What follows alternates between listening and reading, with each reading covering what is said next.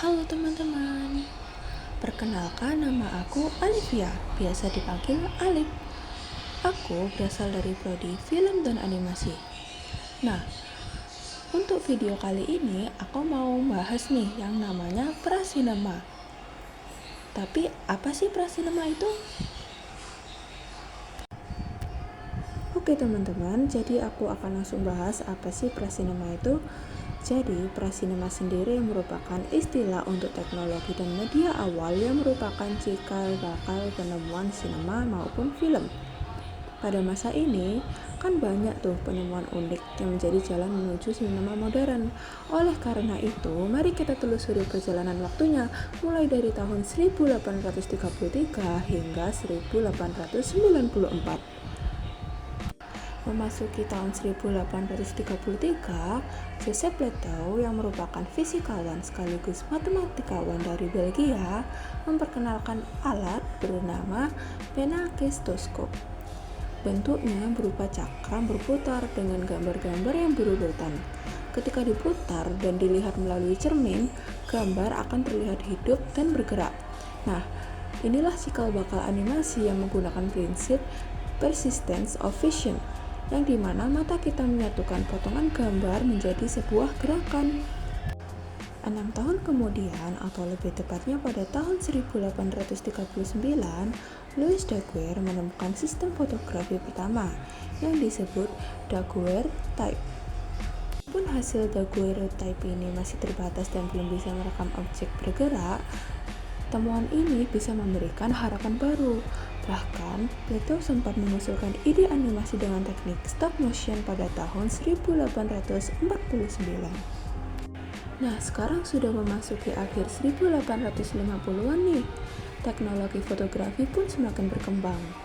Muncul beragam teknik fotografi instan atau snapshot yang membuat banyak orang bersemangat mencoba membuat gambar bergerak dari foto-foto nyata.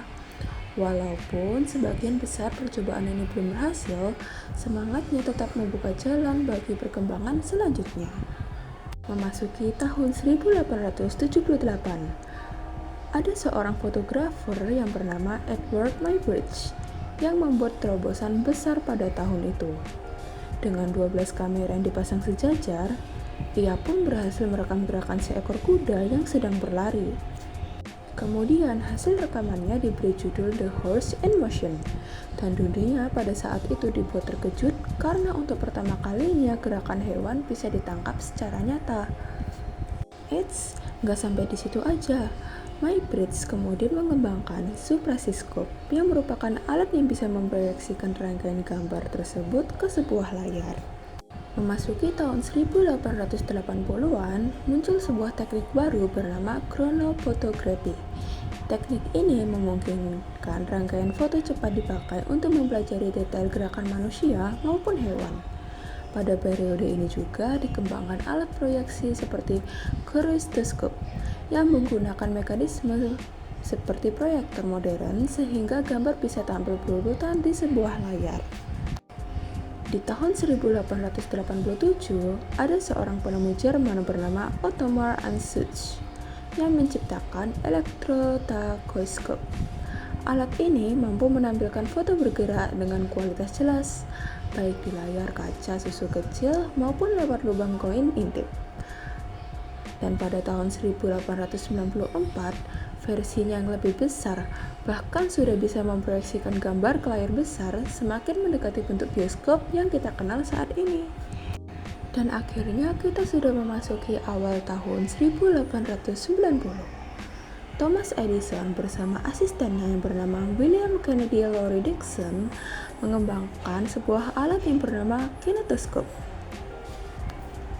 Alat ini memungkinkan orang menonton film berdurasi sekitar 20 detik melalui sebuah kotak intip.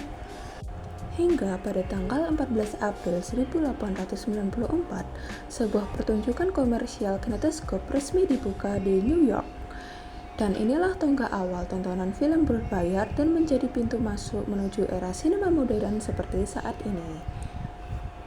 Oke teman-teman, jadi seperti itu penjelasan dari aku mengenai prasinema, dan dapat ditarik kesimpulan bahwa dari tahun 1833 hingga 1894 kita sudah melihat gimana penemuan demi penemuan, dari penakitoskop, fotografi, eksperimen Maybridge, hingga kinetoskop Edison, yang perlahan membentuk sebuah dasar dunia film.